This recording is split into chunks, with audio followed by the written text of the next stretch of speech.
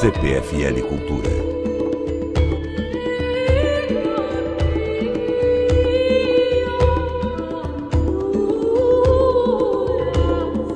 O módulo que eu preparei para vocês esse ano, o tema é uma agenda para o medo. A ideia é pensar um pouco, afinal de contas, por que a gente tem tanto medo. São muitas as razões para a gente ter medo. Então eu vou começar conversando com vocês sobre se esse medo não é muito mais antigo do que o medo pós-moderno, se a gente não tem que ter sérias razões para ter medo desde que a gente apareceu no planeta Terra. E depois o módulo vai caminhar na direção de uma reflexão filosófica, psicológica e histórico-religiosa. E na quarta-feira seguinte a cada sexta-feira, vocês vão poder assistir um filme que de alguma forma toca sempre nesse tema do medo, relacionado a cada uma das conversas que a gente vai ter. Eu espero que uma agenda para o medo seja uma boa opção para você entrar em contato com o medo e pensar no medo não só como um objeto que você tem, mas também de uma outra forma, que é um medo como um modo de consciência no mundo, que talvez seja mais interessante. Hoje eu convido vocês a conversar com meu colega e amigo Leandro Carnal, professor da Unicamp, historiador. Ele vai refletir com vocês um pouco sobre o papel da religião nessa experiência do medo, nessa agenda para o medo. As religiões, tanto faz qual a religião, elas sempre misturam a experiência do respeito às divindades, a experiência do medo das divindades, a experiência do amor das divindades. Elas fazem exigências, né, para você quando você acredita nelas. Então, assim, o Carnal vai pensar um pouco com vocês como é que é essa relação entre temor e tremor, que é uma ideia muito antiga na tradição judaico-cristã, de que quando você aborda Deus, antes de tudo você deve abordar com temor e tremor, porque Ele é o Senhor de tudo.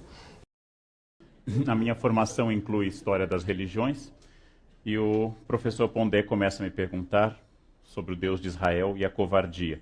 O nosso tema é exatamente inspirado, terror, tremor, numa obra do Kierkegaard, que vários de vocês devem conhecer, no qual ele faz possibilidades sobre a resposta de Abraão, e que outras respostas Abraão poderia ter dado, explorando novos caminhos para a narrativa do Bereshit, do Gênesis. Se Abraão tivesse dito não, por exemplo, ou não mato meu filho, ou se eu matar meu filho me tornarei um assassino. E a partir disso Kierkegaard faz uma reflexão muito interessante que inspira o título original desta fala.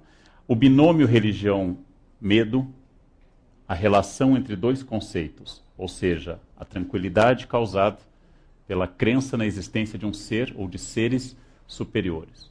Ou em algumas religiões que não concebem seres superiores, mas concebem transformações em direção a algo como o budismo, parece oposto a medo. E, na verdade, praticamente todas as religiões exploraram profundamente a noção de medo.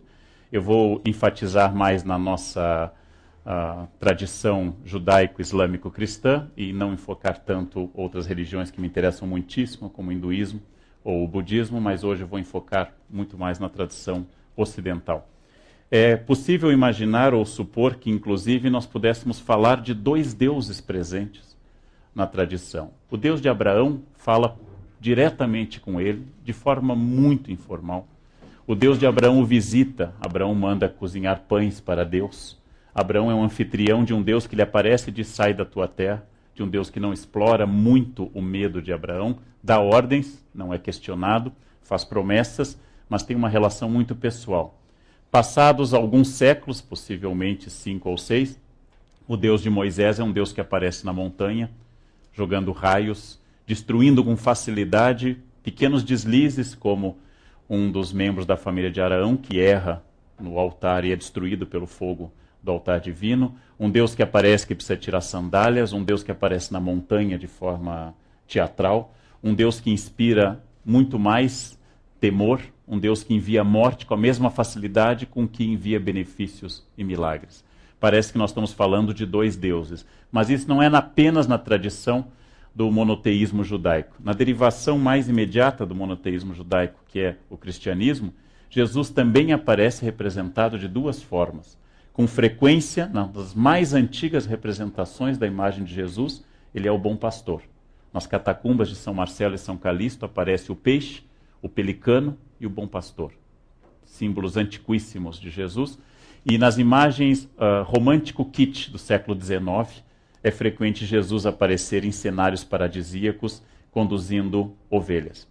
Nas metáforas de origem agrária que com frequência nós utilizamos na área religiosa e que eu reclamo porque para os jovens não significa mais nada. Dizer, por exemplo, eu sou a videira, vós sois os ramos, Senhor é meu pastor, nada me faltará. Para os jovens, talvez nós devêssemos usar a metáfora, o Senhor é meu provedor de banda larga, ele nunca cairá. Isso faria muito mais sentido hoje do que essas metáforas agrário-pastoris de uma relação do Oriente Médio, né? Especialmente para jovens de São Paulo, onde eu moro, onde uma galinha é uma Knorr viva, não tem a menor noção do que vem a ser a natureza. Jesus, como bom pastor, é perfeitamente simpático, é aquele que se apresenta com doçura, é o Jesus do capítulo do Sermão da Montanha, especialmente de Mateus, o primeiro evangelho na ordem, não no tempo, mas ao Jesus do juízo final, de Michelangelo, esse Jesus hercúleo, Jesus renascentista, maneirista, esse Jesus que condena o mundo, separa, segundo a praga também de Mateus 25, separa em bons e maus, Jesus que julga, e um Jesus que se aproxima muito mais da ideia que o professor Pondé lembrou no início, de que há um juiz ao final, e esse juiz julga. O temor de Deus, considerado inclusive uma virtude concedida pelo Espírito Santo. Timor Dei é um dos dons do Espírito Santo, ou seja, tratar com respeito absoluto esta onipotência, essa onisciência, essa onipresença divina, me remetendo sempre a uma escola católica onde eu me formei, onde no banheiro estava escrito Deus te vê, no banheiro da escola. Eu levei 7 anos de análise para superar essa frase que não me sai da cabeça, né? Bem, parece que estamos falando ao mesmo tempo de 2 deuses. Um Deus perfeitamente amoroso, consolador, paráclito, um Deus juiz, um Deus terrível, um Deus que aparece no Dies Irae, aquele hino medieval que fala do julgamento, um Deus que faz referência ao fim dos tempos, e um Deus que aparece no judaísmo, aparece na doçura de um Jeremias, dizendo, seduziste-me, Senhor, me deixei seduzir, e aparece como Deus que destrói o povo, inclusive ameaça destruir o povo de Israel várias vezes, aparece no cristianismo primitivo, aparece no cristianismo do século XVI e até hoje, e aparece também na relação que nós temos com o islamismo, a religião que mais cresce no momento no planeta. Ou seja, não apenas dentro de cada religião, mas na relação que a maioria, vou considerar a maioria no Brasil de tradição cristã, tem com a religião do outro, a religião que o Ocidente tem com o islamismo, mostrando que essa religião que se expande com seu apelo missionário forte também causa medo. E o Deus do outro causa tanto medo quanto o meu Deus. Ou seja, o Deus e a ação do outro também são fontes de medo. E no nosso caso, em especial, a partir do 11 de setembro, que transformou a experiência de entrar num aeroporto americano, um fenômeno afetivo, pessoal, de contato físico, o Ocidente passou a olhar com ainda mais terror para o Deus alheio. Não é à toa que ainda antes do 11 de setembro tornou-se conhecido entre os que estudam relações entre religiões como eu, a obra brilhante do Eduardo Said, falecido, intelectual de origem palestina, ainda cristão, que no livro Orientalismo fala de como nós destacamos no outro o fanatismo, o erotismo, a violência e tudo aquilo que é negativo no outro. E ele faz uma referência às odaliscas, faz uma referência à morte de Sardanapalo e toda a tradição do orientalismo. E eu pego apenas um quadro de Regnault, que é uma execução durante o período de domínio árabe na Península Ibérica, uma execução sumaríssima em que se mostra a violência do outro, ou seja, a violência do Islã que causa também medo e terror. Eu comecei falando do terror interno da concepção de Deus na nossa sociedade judaico-cristã, e agora falo do terror externo causado pelo Deus do outro. As imagens que nós recebemos do mundo islâmico, como o Festival Xiita de Ashura, de autoflagelação, são imagens que sempre destacam o terror do sangue derramado, o terror da aparente irracionalidade, e nós supomos que se crianças e jovens se flagelam até o sangue, são capazes de se tornarem também fundamentalistas violentos e assim por diante.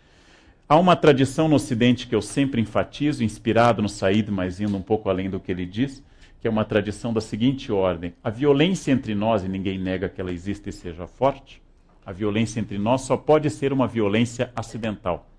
Os nossos loucos são acidentais. Os nossos loucos são psicopatas individuais que matam ou que exercem a sua loucura, enquanto que a violência do outro é uma violência endêmica sociológica.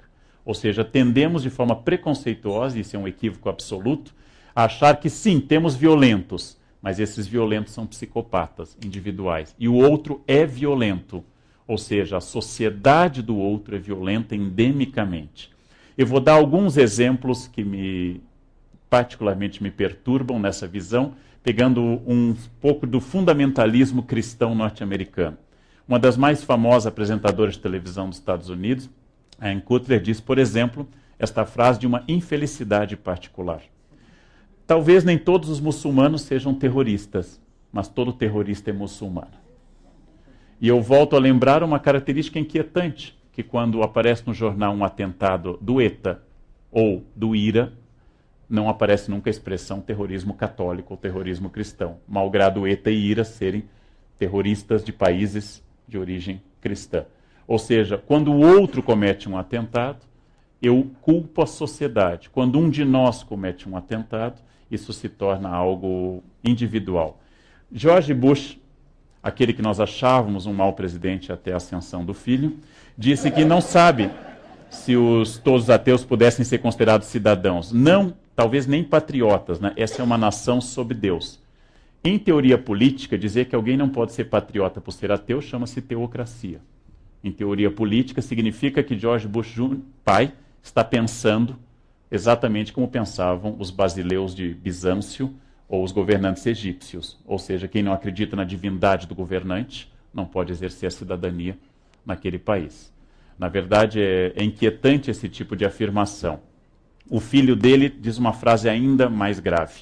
Deus me falou para atacar a Al-Qaeda e eu fiz isso. Isso, na Idade Média, combinou com Joana d'Arc. Deus me mandou libertar a França. Hoje, em geral, se usa Prozac, Lexotan para esse tipo de ação, né? E todo o tom do discurso, não vou ficar lendo o discurso para vocês, é assim: eu fiz tudo o que eu fiz porque Deus me falou para eu fazer isto. E aí saímos do campo da crença individual, sempre respeitável, para o campo da ordem divina nas mãos do homem mais poderoso do planeta. Também um homem de importância extraordinária nos Estados Unidos diz uma frase ainda mais fundamentalista sobre o medo da religião do outro. Nossa cultura é superior. Nossa cultura é superior porque a nossa religião é o cristianismo. E isso é verdade que torna o homem livre. Pobre Péricles, que não era cristão, pobre Sócrates, pobre Platão, que jamais gozaram desta liberdade dada pelo caráter superior do cristianismo. E para não levar muito adiante essa história, sobre a qual eu escrevo bastante, Jerry Wine diz, por exemplo, que alguns acham que o islamismo é tão bom quanto o cristianismo. O cristianismo foi fundado por um filho de Deus nascido de uma virgem, Jesus Cristo. O Islã foi fundado por Maomé, um possuído pedófilo pelo demônio que tinha 12 esposas, a última das quais tinha 9 anos de idade. É muito curioso que nós consideramos, em geral, os islâmicos fundamentalistas. Não? Olhando essas frases, a Al-Qaeda é um kindergarten, um jardim de infância perto de tudo isso. Não é uma defesa da Al-Qaeda, não levaria nem Bush, nem Bin Laden para uma ilha deserta para partilhar a eternidade. Mas é para mostrar o objetivo que hoje que não é islamofobia, que tem muita gente trabalhando com isso, mas para demonstrar que a ideia do medo da alteridade, o medo da diferença, ela existe internamente e externamente às religiões. Existe no discurso religioso, existe na relação interreligiosa. E pegando um texto de um livro quase de divulgação, a Karen Armstrong, Uma História de Deus, que eu recomendo para quem quer começar um estudo sobre a história das religiões, essa ex-freira inglesa diz exatamente que construir Jesus como um líder exclusivo pacifista e Maomé apenas como violento é um gesto do preconceito ocidental. Ou seja, excluímos da mensagem evangélica de Jesus frases como: eu vim trazer a espada, eu vim separar pai de filho, eu não vim trazer a paz, e excluímos que Islã quer dizer salam, ou seja, a paz. Que Maomé implantou a paz na sua pátria de origem, na sua região de origem. E como fazemos isso? Através de um gesto de recusa do outro. Mas nosso objetivo não é analisar as relações do Ocidente com o islamismo. Nosso objetivo hoje aqui na CPFL é analisar a ideia de medo. Nós gostamos de construir a ideia de religião como esse famoso pôster do grande artista norte-americano, Norman Rockwell, que coloca pessoas de todas as religiões, ainda que a disposição iconográfica dê ênfase a algumas. Ele coloca todas as religiões e fala da regra de ouro, que segundo ele seria compartilhada por todas as religiões. Não fazer ao outro o que não queres que faça a ti mesmo.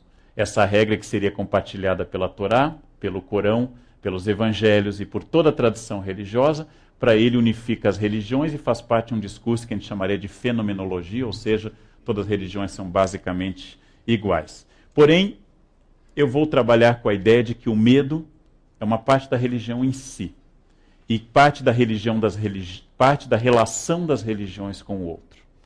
É muito difícil que os líderes religiosos não apelem ao medo. Interpretação possível, sociológica histórica. O medo enche mais as igrejas do que o amor. É muito frequente que as pessoas digam com ênfase que nunca estivemos num período de tanta decadência moral. Nunca houve tanta violência. Isso que a gente chama, aquele princípio latino de mundus senescet, o mundo está envelhecendo, que é muito comum nas pessoas começarem a comentar, no meu tempo não havia violência. Minha avó, que é uma imigrante alemã, dizia, a violência de hoje é maior do que em qualquer época. Eu dizia, avó, na sua época morreram 50 milhões na Segunda Guerra Mundial. E ela dizia que eu estava errado, que se estava inventando nas faculdades, que hoje, naquela época, todo mundo se respeitava. Essa ideia de que na minha juventude havia um paraíso edênico, em que todo mundo era tranquilo, comia queijo tofu e are the world, essa é uma ideia inventada na medida que nós avançamos. E é um sinal claro de envelhecimento a frase, no meu tempo. É um sinal claro de envelhecimento. Na minha época, todo mundo se respeitava. Bem, o medo é muito importante, porque ele constitui um elemento discursivo que reforça a instituição, a religião. Venham para a religião, muitos religiosos enfatizam isso, porque afinal o medo da ação do demônio é muito mais eficiente que a doçura da presença de Deus.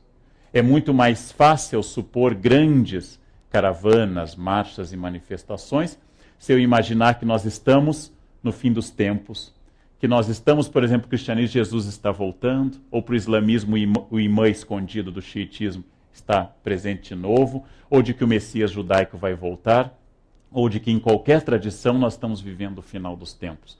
O medo desse milenarismo, o medo de uma volta, um julgamento, o medo desse Armagedon, que vai ocorrer o julgamento final, é muito importante para as religiões. É muito importante para as religiões a ideia de pecado. Brincando sobre isso, ou ironizando de forma quase agressiva, Saramago, um ateu, diz no Evangelho segundo Jesus Cristo, quando finalmente o demônio decide se converter ao cristianismo, porque inteligente que é, viu que era uma causa perdida, ele decidiu se converter. E o Deus Pai diz no Evangelho segundo Jesus Cristo, mas você não pode se converter, sem você eu não existo. Não. Sem o medo ao demônio, Deus é uma ação fraca. Ou seja, a ideia de que eu preciso do mal e do medo provocado pelo mal, a ideia de que o mundo é povoado por demônios e assombrado por demônios, a ideia de que o perigo existe justifica quase tudo, porque pessoas assustadas são pessoas dóceis, seja a ação do Estado ou a direção dos seus pastores religiosos. Quem tem medo apoia qualquer movimento para reprimir aquilo que possa provocar o medo. Essa espécie de caça às bruxas coletivas, seja no macartismo político americano, seja na caça às bruxas do século XVII, seja nas histerias como o fascismo, esse medo é fundamental. Este é um dado presente. Eu vou tratar também do dado oposto, da resposta dada pelos místicos que não trabalharam expressivamente com o medo, mas com a segurança dada por Deus. Vou trabalhar com o oposto. Aquelas almas que decidiram que Deus não é tremor, mas é puro amor. Ubi caritas, onde está Deus, está o amor. Como, por exemplo, para começar dando um exemplo hispânico, Teresa d'Ávila, uma frase famosa dessa doutora mística da igreja. A igreja tem apenas 3 doutoras mulheres, né? Que diz: nada te perturbe, nada te amedronte, tudo paz, a paciência tudo alcança, a quem tem Deus nada falta, solo basta Deus, né? Só Deus basta. Essa é a resposta de um místico às considerações que eu fiz anteriormente sobre o medo. Ora, se eu estou com Deus, como diz Paulo, quem pode contra mim? Se eu estou com Deus, eu não tenho inimigos. E tudo acontece para o bem daqueles que acreditam em Deus.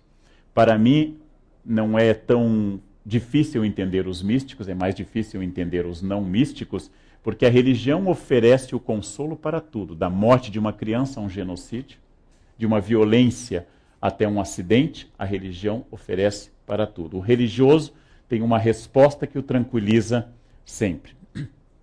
Pegando agora um outro texto de Teresa que eu gosto em particular, atribuído a Teresa, traduzido por Manuel Bandeira, eu vou ler para vocês um pequeno soneto no qual o gênio possível de Teresa tenta dizer o que ela busca na entrega a Deus e por que ela rejeita o medo.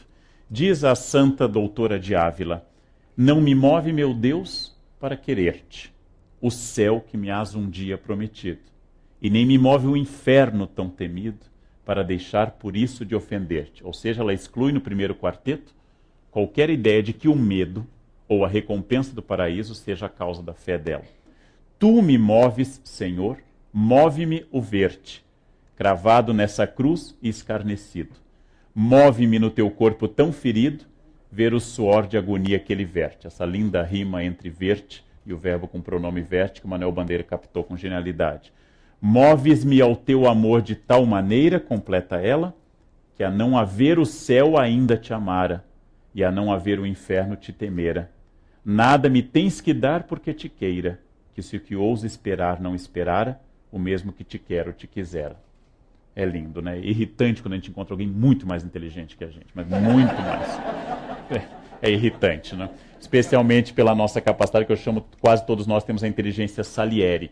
Não somos tão suficientemente estúpidos para estarmos felizes na estupidez e não somos Mozart. Isso que é o dramático, né? É o meu caso, claro, né? Eu entendo a genialidade alheia e não a tenho.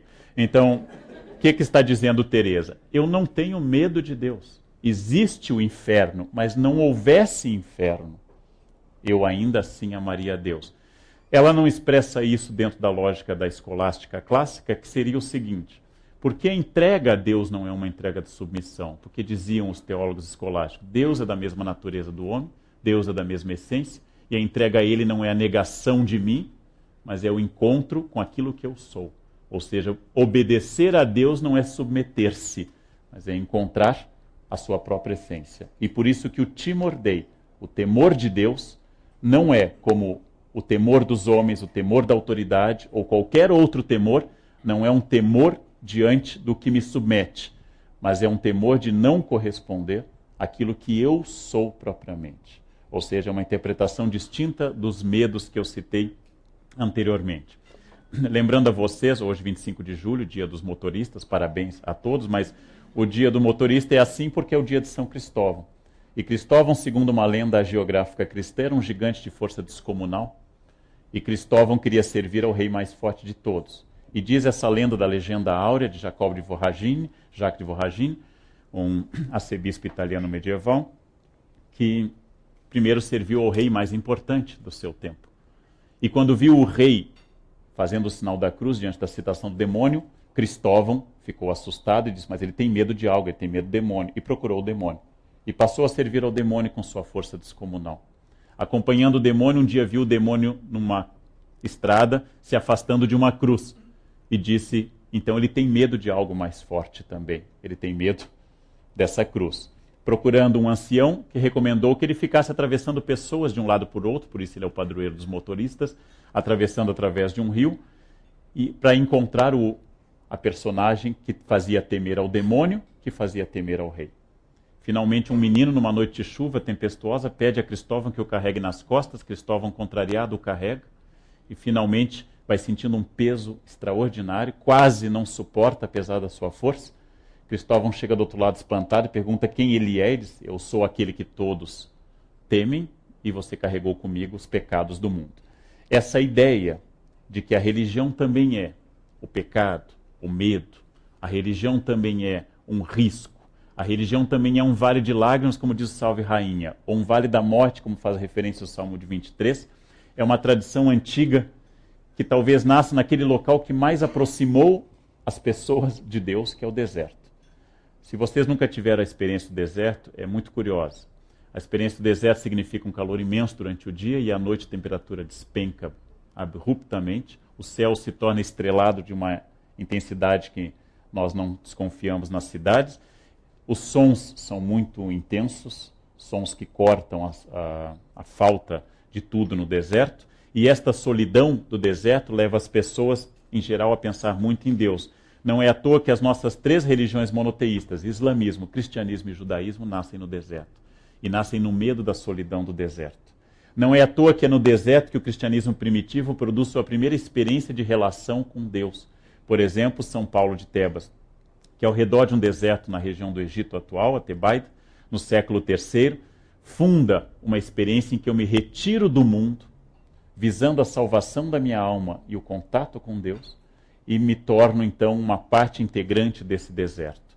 Um seu contemporâneo, Santo Antônio, ou Santo Antônio do Deserto, ou Santo Antônio de Tebas, ou Santo Antão, foi atacado a vida inteira por tentações profundas no deserto, mandadas pelo demônio. O demônio o atacava na forma de preguiça, de gula, de luxúria e principalmente de tédio. Vocês podem não saber, mas aquele sono após o almoço é a ação de um demônio, que quer afastá-los de uma...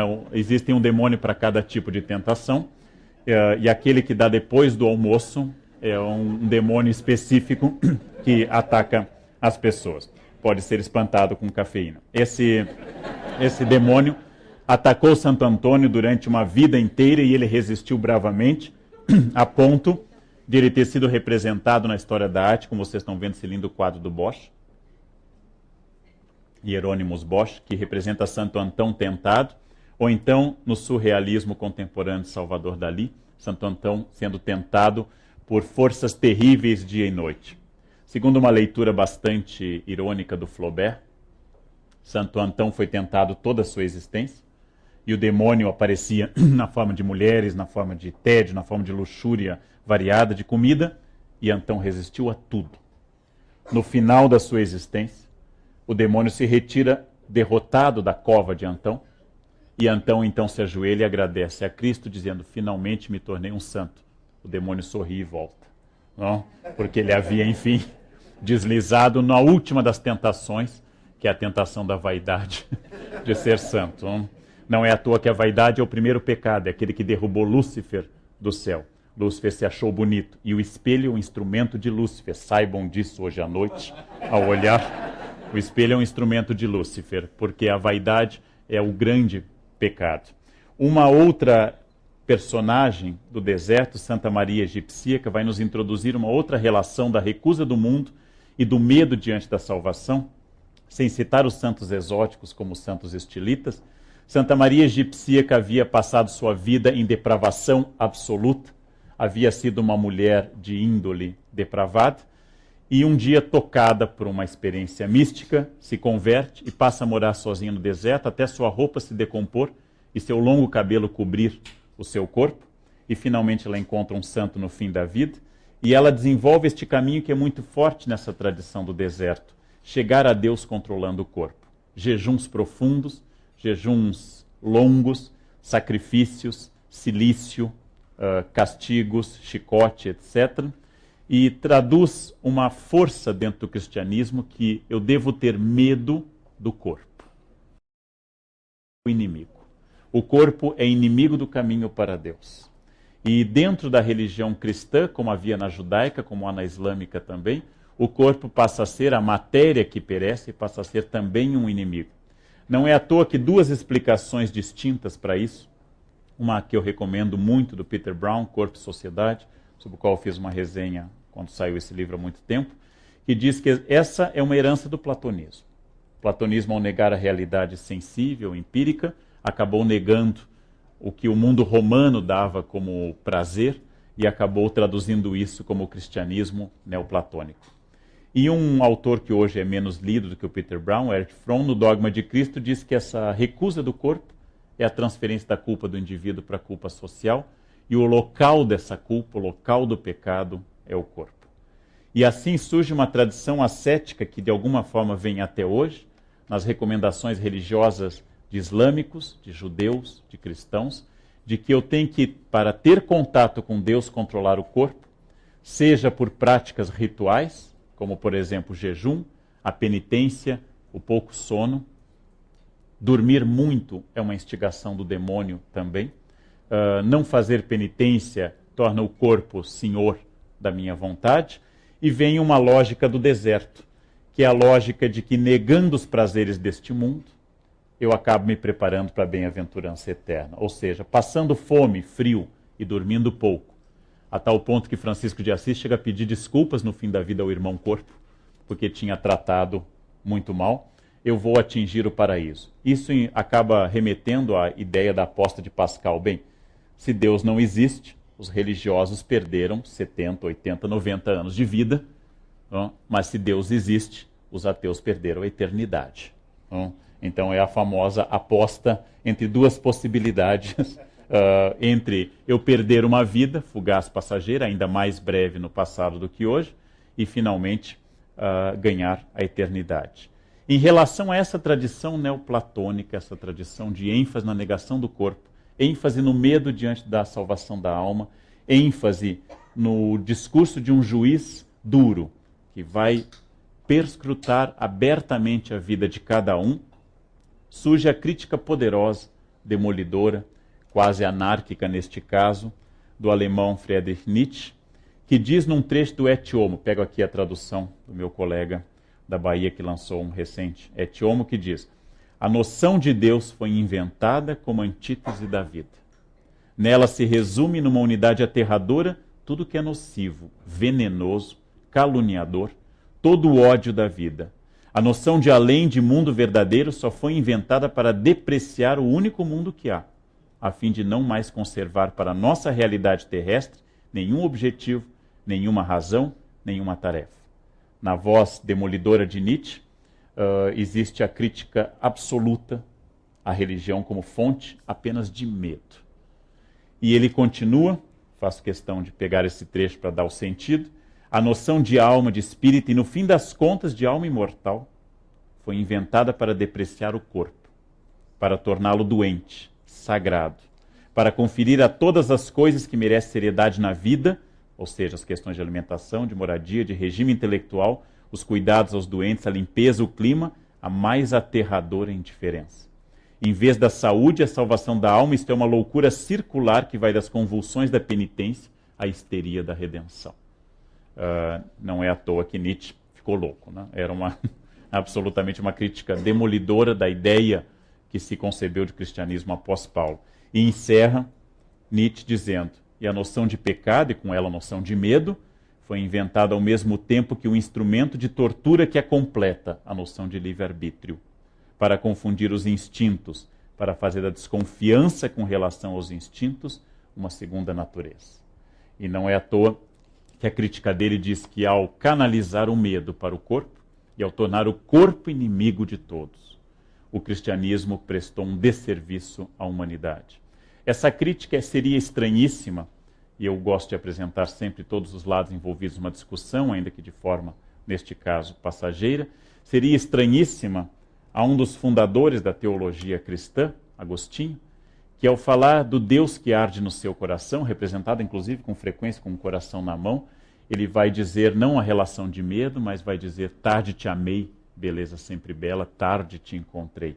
Ou seja, vai falar da beleza daquele êxtase em hóstia que ele teve com sua mãe Mônica, em que ele vai contemplando degrau a degrau as categorias da natureza e vai encontrando cada vez mais não o Deus do medo, não o Deus do pecado, mas o Deus da libertação, o Deus que o torna feliz. Da mesma forma, na Idade Média, esse belo quadro de Michelangelo Merisi de Caravaggio, que mostra Francisco recebendo as chagas no Monte Alverne, sendo estigmatizado e amparado por um anjo, Francisco encontrando o Deus da alegria e não do medo. Essas duas vertentes podem ser encontradas especialmente na ênfase que eu estou dando à religião cristã. para vencer o medo e para encontrar a esse Deus da libertação e não o Deus da angústia, existe a solução moderna dada por Inácio de Loyola: dividir essas angústias, dividir os pecados e vencê-los pela ordem sistemática que ele recomenda nos exercícios espirituais, ou seja, repetindo a experiência que ele teve em Manresa, repetindo a experiência de dividir os pecados em números, em dias, fazer exames de consciência e tornar metódica a salvação. Ou seja, vencer o medo pela nomeação dos medos. Uma velha estratégia dada pelo exorcismo de Jesus no Evangelho de Marcos, o mais antigo, no qual a primeira estratégia de Jesus para vencer o demônio é perguntar o nome dele. Dando o nome, você começa a vencer os medos. Em homenagem ao organizador e curador do ciclo, o professor Pondé, que é especialista em Pascal, e tem esse belo livro com esse título, O Homem Insuficiente. Para Pascal, o medo de um Deus distante, de um Deus que escolheu de forma não tão lógica para nós, os que podem ser salvos, um Deus mais jansenista, o homem tem que fazer uma entrega de uma qualidade absoluta, porque não há nada que possa justificar a graça que é dada a nós. E, finalmente, um caminho contemporâneo, uma personagem que no Brasil é de muito intensa devoção a Teresinha de Lisieux, cujos pais também foram beatificados, ou estão sendo beatificados. Teresinha de Lisieux fala da pequena via, não do Deus extraordinário de Agostinho em Ostia, não do Deus leigo e poético de um jogral de Deus que é Francisco, não de um Deus matemático e absolutamente ordenado de Inácio, não de um Deus relativamente terrível, mas que dá a graça em Pascal, mas de um Deus das pequenas coisas. Para vencer esse medo do cotidiano, Teresinha dá um consolo muito mais dado às coisas do cotidiano. Por exemplo, reagir à irritação que alguém nos causa, como ela narra na sua biografia, uma freira que a irritava em particular. Existe um filme chamado Thérèse, que eu adoro muito, é um filme francês, no qual uma velha carmelita dá a Teresinha um conselho extraordinário, que vale para tudo, inclusive para casamento. Diz ela, Teresinha: no Carmelo só são difíceis os 50 primeiros anos. Isso vale também para casamento. Não? Só a única dificuldade é até as bodas de ouro. Depois passa rapidamente em qualquer coisa na vida. Bem, encaminhando para o final, porque nos pediram exatos 45 minutos, encaminhando para o final, eu levantei alguns argumentos para o debate, a crítica e o aprofundamento de vocês. O argumento dos críticos, que dizem com forma assertiva: religião e medo são elementos indissociáveis. Muitas vezes o medo é uma transformação metafórica da religião e vice-versa. A religião nada mais é do que o nosso temor, nossa incapacidade, ou como diria Renan no século XIX, o homem é um animal que quer sobreviver, como todo animal, só que como ele é um animal sofisticado, ele inventou vida após a morte, que é uma invenção típica dos mamíferos, querer sobreviver. E o homem, como é um mamífero sofisticado, inventou o paraíso. Não?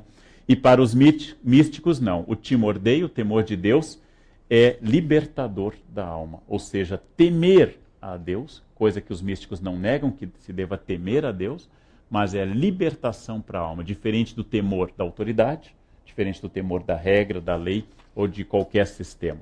Naturalmente, os críticos complementam a isso, pegando 3 escolas totalmente distintas. Um livro de relativo sucesso, Richard Dawkins, que diz no God a Delusion, Deus uma ilusão, que a religião é a causa da violência e do medo entre as pessoas. Eu, como historiador, me oponho a este argumento dele, apesar de gostar do livro. Quando ele diz, imagine um mundo sem religião, seria um mundo de harmonia. E eu, como historiador, lembro que 2 dos maiores genocídios do século XX, na China de Mao e na Rússia de Stalin, foram feitos em nome de regimes ateus.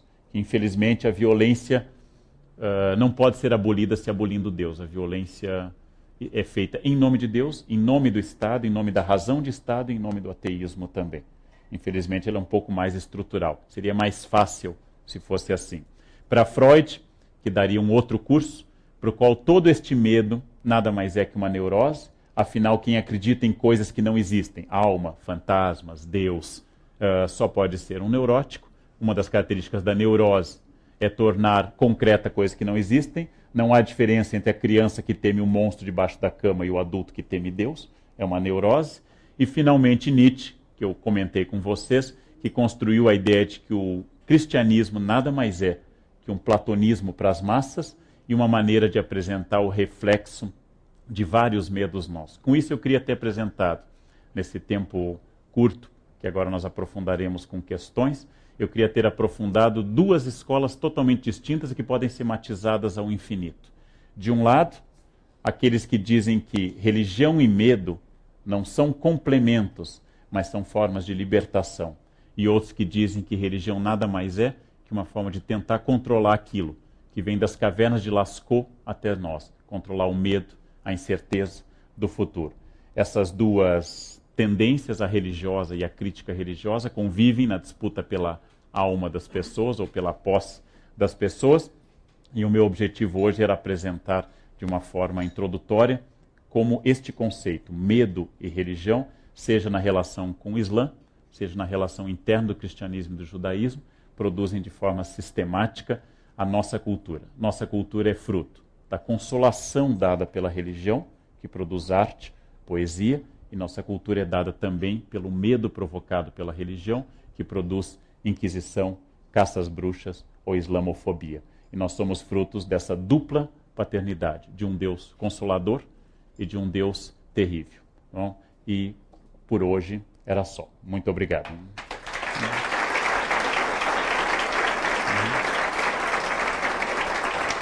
Obrigado. Pediram 45 minutos, são 15 para as 8. O professor Germânico faz isso, então podemos passar, creio, as perguntas, professor Pondé. Isso, então temos um microfone volante, ou as pessoas fazem as perguntas de acordo com o seu livre-arbítrio, que segundo Nietzsche é um equívoco.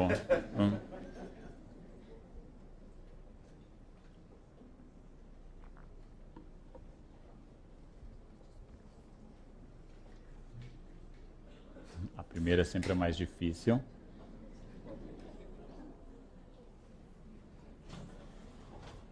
Por favor.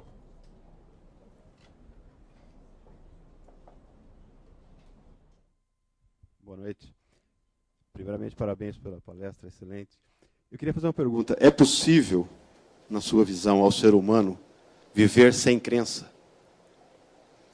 Depende como nós definimos crença, porque existem pelo menos 3 escolas para definir o papel da crença. Uma tradicional, a apologética, existe uma fenomenológica e uma histórica. É possível considerar que o ateísmo, por exemplo, seja uma crença de mesmo vetor e direção contrária, ou seja, um dogmatismo negativo. É possível considerar, por exemplo, que as crenças se assemelhem. Eu acho que nós produzimos cultura e somos seres culturais. Quando nós acreditamos que não há nada, é uma crença que pode nos consolar de alguma forma. Quando acreditamos que há um Deus, é uma crença que pode consolar muitas pessoas. Uma parte expressiva das ações humanas é dirigida por crenças em fenômenos abstratos como o amor, por exemplo. Nós fazemos muita coisa em nome de algo que não é tangível e não é mensurável, que é o amor. Então eu diria que não. As culturas produzem crenças, nem todas religiosas. Lembrando que o budismo, tema ao qual eu tenho me dedicado bastante nos últimos anos, o budismo é uma religião sem Deus e a rigor ateia, porque diz que a existência ou não de Deus não interfere na sua evolução. Tomando 2 pequenas parábolas para ilustrar isso no budismo, que ilustram sua pergunta. Quando o Buda entrou no Nirvana, convidou os animais, segundo a tradição com a qual o Ocidente teve contato com o budismo, que é o Ceilão. Quando o Buda entrou no Nirvana, chamou os animais e o gato não compareceu. Os outros animais falaram mal do gato. E o gato, como sempre, ficou na dele. Não foi atrás de Buda. Os animais reclamavam e Buda finalmente explicou. O gato é o primeiro animal budista, porque entende que a minha iluminação não traz nenhum dado para ele. E deu o conselho final de Buda, né? Se encontrar Buda na frente, mate-o. Porque ele não diz respeito ao seu caminho e à sua iluminação. Ou uma outra história, essa da tradição que eu aprendi o ano passado na China, de que 2 monges caminham, monges budistas com voto de castidade, caminham por um rio, e uma moça particularmente lasciva pede aos monges que a coloquem no colo para ela não molhar os pés. O monge mais jovem se recusa, o mais velho a pega alegremente e a leva para o outro lado do rio, e a conduz, e a coloca do outro lado do rio e continua a viagem. E o jovem está particularmente irritado. Então, finalmente, esse jovem, depois de alguns quilômetros, diga: mestre, você fez voto de castidade, por que carregou aquela moça? o mestre sábio se volta e diz: nossa, você ainda está carregando, eu a deixei na beira do rio. Essa ideia é a ideia de que, seja numa religião ateia como o budismo, ou pelo menos não ateia, mas não deística, que seria correto dizer do budismo, seja numa religião como o budismo, seja no ateísmo clássico. Vamos pensar num ateísmo, por exemplo, de Sartre, que diz no existencialismo humanismo: minha crença não é, minha filosofia não é de que Deus não existe. Antes eu digo, ainda que Deus existisse, nada alteraria a situação humana. Seja nesse ateísmo de Sartre, seja no existencialismo não ateu, como de Merleau-Ponty, seja numa religião mística, como a de Agostinho, as pessoas constituem sistemas de crença. Não é possível existir como ser humano sem estabelecer signos culturais, que às vezes podem ser religiosos e às vezes podem não ser. Outra questão. Cada pergunta daria um outro curso. São questões vastas. Só não me perguntem se Deus existe. Essa só será respondida na última palestra para quem vier. Né?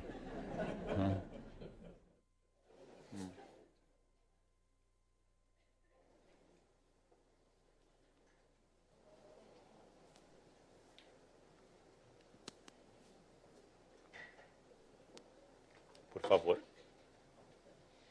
Parabéns pela palestra. Obrigado. Tenho, na verdade, várias perguntas, né? Não vou perguntar se Deus existe, mas se Deus é genético.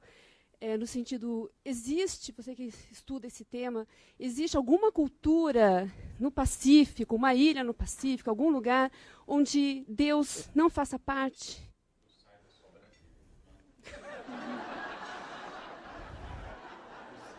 Mas a pergunta é importante, né?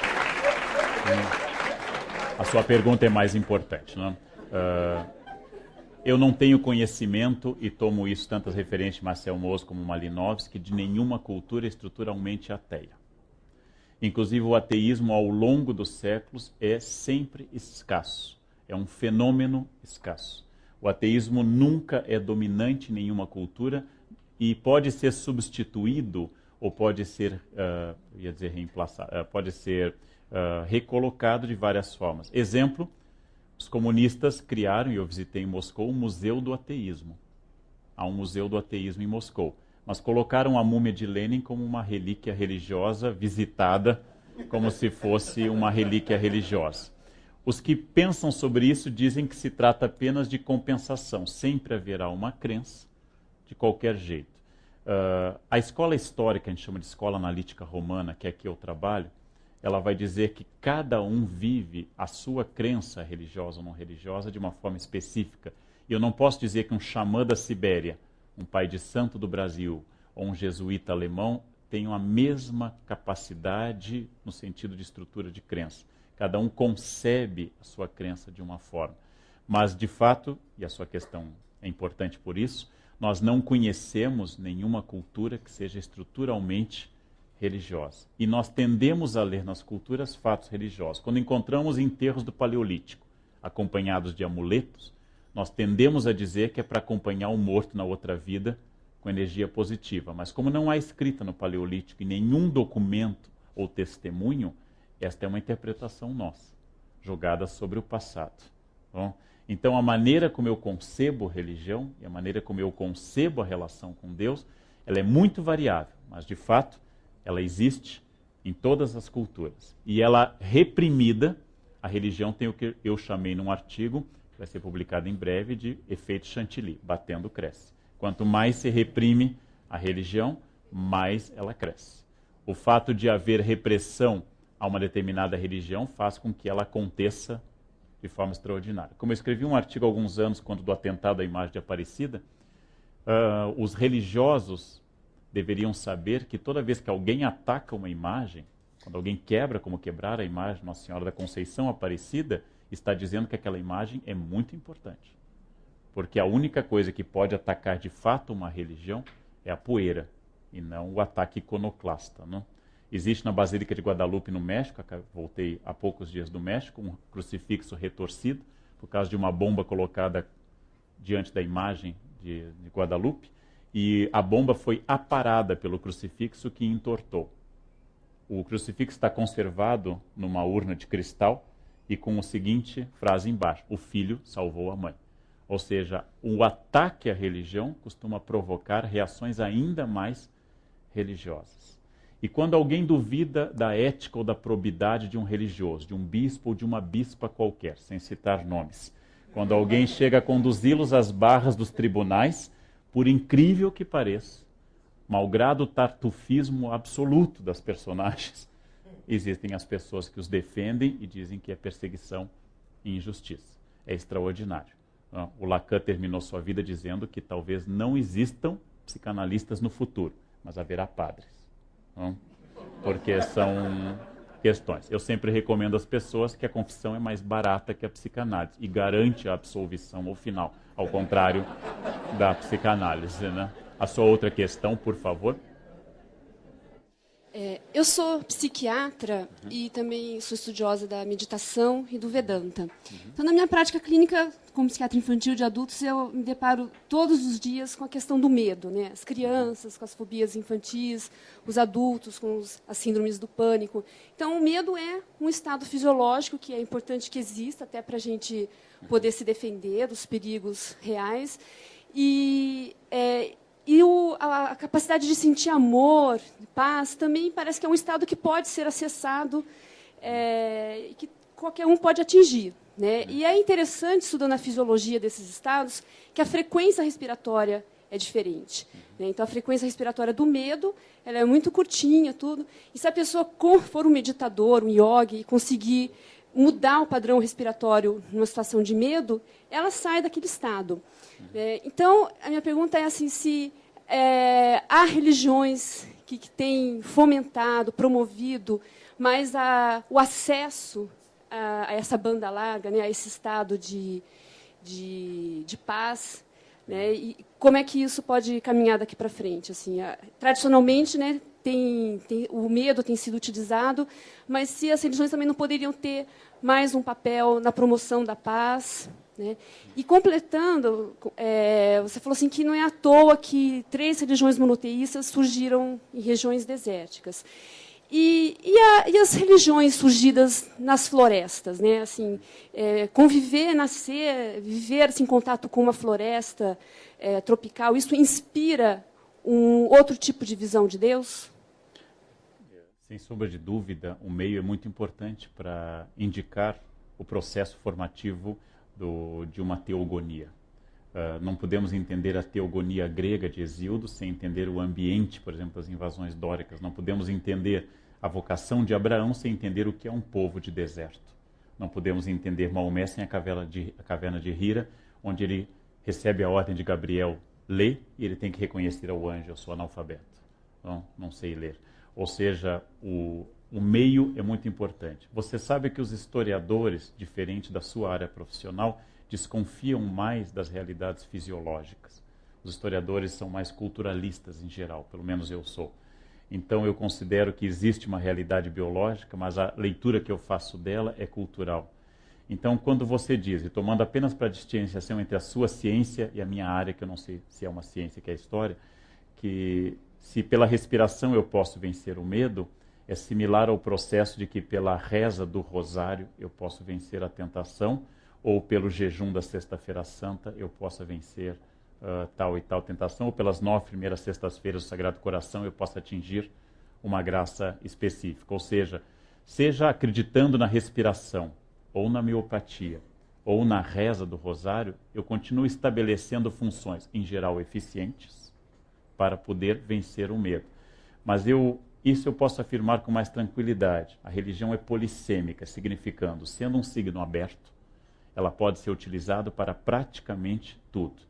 Em nome da religião, o cardeal Primaz de Viena apoiou o nazismo. Em nome da religião, o padre Maximiliano Kolbe morreu num campo de concentração para salvar um judeu. Ou seja, em nome da religião se mata, em nome da religião se salva. Usando uma história que está no Decameron do Boccaccio, quando um judeu se converte ao cristianismo e quer ir a Roma e Avignon conhecer a sede do papado de então, e o seu amigo cristão tem medo, porque ele vai perder a fé. Se ele for a Roma no século XIV, ele vai perder a fé. Ele volta mais religioso do que nunca, e explica o Decameron. Ora, o judeu acaba mais religioso por quê? Ele comenta que se o cristianismo sobrevive aos seus pastores, é porque ele deve ter origem divina. Né? Então é uma ideia de que a religião é um pouco acima da percepção, diferente da ciência. Por exemplo, se você, na sua área, recomendasse uma medicação e ela fosse ineficiente, você rejeitaria a medicação. Na área das religiões, o que é extraordinário é que os recursos para atingir a paz interna também são ineficientes ou eficientes, e mesmo assim a religião não se esvazia. Exemplo, tentem supor a quantidade de orações que se elevam neste momento pela Mega Sena. Tentem imaginar a quantidade de pedidos encaminhados ao Altíssimo sobre a correta função daquele dinheiro. Bem, ninguém será atendido a não ser alguém ou algumas pessoas. No próximo jogo, a pessoa considerará que não fez a oração correta e deve se esforçar ainda mais. É o que a gente chama, o que Thomas chama no Religião e Declínio da Magia, de religião como autoexplicativa. Ou seja, o problema nunca está na oração ou em Deus, está em quem faz a oração. Milhares de pessoas rezam para um ente querido não morrer e todo mundo morre. E a religião continua sendo o melhor, mais eficiente consolo que nós temos diante do luto.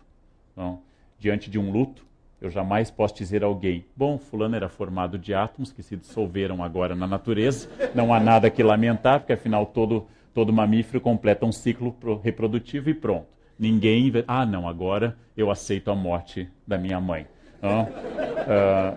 As explicações racionais não conduzem a esse consolo. É este poder extraordinário de consolo da religião, aberto, polissêmico, capaz de provocar pelo medo ou pela consolação, ações efetivas e eficientes, que é uma das explicações da força da religião. Como historiador, eu diria, sem conhecer exatamente o método, que não sei se a respiração funciona, mas se você fizer acreditando que funciona, sim, ela funciona. Como floral de Bach, floral de Beethoven, de Brahms, homeopatia ou antibióticos. A crença é fundamental e nisso não vai qualquer ironia, vai a percepção de que nós humanos somos seres culturais, ou seja, que bebemos remédio com cultura, que fazemos exercícios com cultura, que lemos com cultura e que rezamos com cultura. E que o que pré-existe a tudo isso é uma coisa chamada concepção cultural. Outra questão? Claro que há outras posições sobre isso, que não a minha. Por favor. Boa noite. Bom, minha questão é... O indivíduo ou uma sociedade, à medida que evoluem, intelectualmente falando, eles possam ter menos medo. Ou seja, uma criança tem medo do armário, um adulto não tem, ou pelo menos geralmente não tem. E eu queria saber, então, essa correlação entre evolução intelectual, cultural, educação da sociedade e a religião. Ou seja, uma sociedade que tem um nível cultural mais alto, existe um declínio na religião dessa sociedade? Você sabe que o declínio da religião foi anunciado centenas de vezes. No século XIX, a ideia da morte de Deus é uma ideia fortíssima. E há uma velha e anedótica frase que aparece Nietzsche dizendo Deus está morto, assinado Nietzsche, e embaixo Nietzsche está morto, assinado Deus. Então é uma ideia muito sólida. Se eu considerasse a intelectualidade francesa do século XVIII, Voltaire, Diderot, Dolbach, eles tinham certeza que a religião seria um fenômeno passageiro e que era próprio, como queriam os positivistas, de um estágio de percepção metafísica ou teológica de uma humanidade não evoluída. Curiosamente, no século XXI, o século do avanço máximo da ciência, onde a ciência mostrou sua imensa capacidade de curar dores e de provocar novas angústias, de provocar penicilina e Hiroshima, de provocar Auschwitz e antibióticos ao mesmo tempo, nós não temos na ciência o Consolador Universal. E aí eu copio do Keith Thomas, o encerramento do seu belo livro, Religião e Declínio da Magia, que ele diz, se a religião é o espaço das respostas que a ciência não pode fornecer, o papel da religião será eterno. Porque a ciência nunca nos poderá tornar eternos.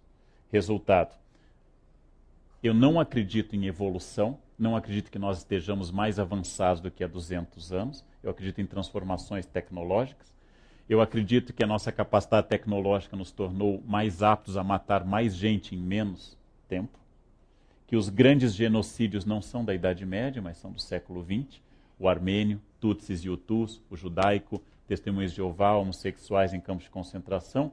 Logo, que o crescimento da ciência responde a muitas coisas e se torna indispensável para a nossa vida, mas não significa evolução porque não há uma meta. Para poder imaginar que existe uma meta evolutiva, eu tenho que acreditar que existe uma essência e não uma existência. E eu compartilho com Sartre a crença de que a existência precede a essência. Ou seja, primeiro se é, depois alguma coisa pode ser debatida. Em nome dessa essência, nós temos cometido os atos, em geral, mais bárbaros do que ditos evoluídos. Não?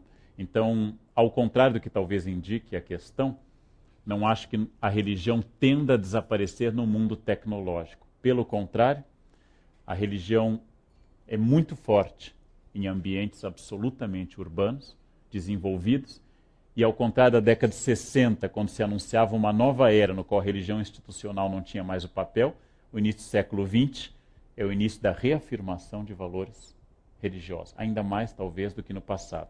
Como há movimentos pendulares a esse respeito, pode ser que daqui a 20 anos tudo isso mude. Bom, mas eu volto a dizer que não é possível entender a história humana de Stonehenge a hoje sem entender o papel do discurso religioso, independente da minha crença ou não.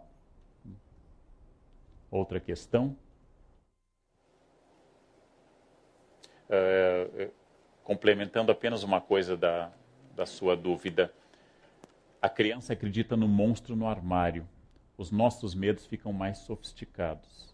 Eu não acho que o adulto seja mais tranquilo. Pelo contrário, o adulto se remete à infância como um momento de perfeição, porque era um momento em que ele achava que havia menos medo.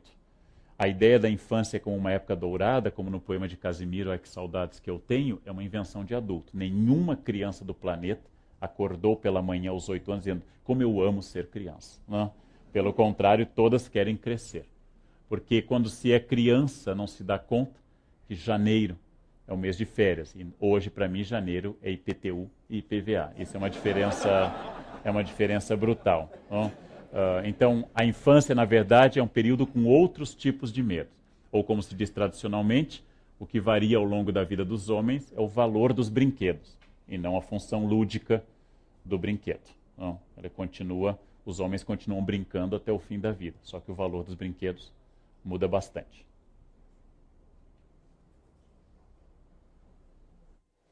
Meu nome é João Tavares e eu tenho ressaltado aqui a participação de um grupo de estudos sobre o amor. E hoje o senhor falou no amor, falou em Kant, falou em Santo Agostinho. E esta semana eu pude ter o prazer de ler um artigo a respeito de um filósofo francês que descreve sobre a era das guerras motivadas por religiões, a era das guerras motivadas pelo Estado. E pelo fato de ser descendente de alemão, me surgiu uma questão. Surgiu aqui na primeira e na segunda palestra várias citações a respeito do nazismo como um medo, como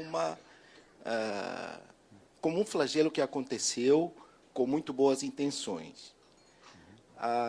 Mas nunca ouvi falar do período anterior ao nazismo que motivou isso tudo. Quer dizer, para ter acontecido uma reação da parte nacional da Alemanha, deve ter havido uma instigação por parte da classe dominante, que seriam os judeus, suponho. É um jogo de medos, é um jogo de poder. Não sei quanto que a religião teve peso nisso. Mas esta semana também, um colega seu da universidade, nessas 2 últimas semanas, escreveu sobre o antissemitismo na Igreja Católica e nos cidadãos, como isso se foi evoluindo ao longo dos tempos.